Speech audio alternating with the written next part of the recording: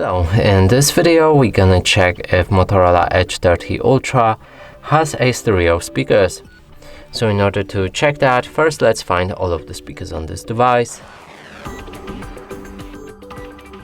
On top there's nothing, on the left there's no speaker, and on the right side there's also no speaker.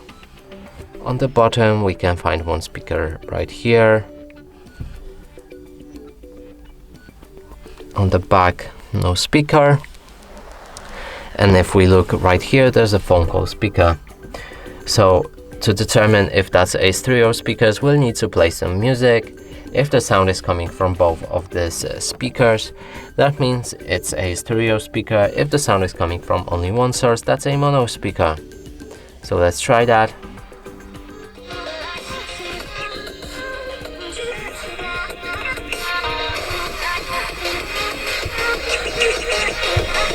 So I can already confirm that this device has a dual, stereo speakers, as the sound is coming from both of the sources.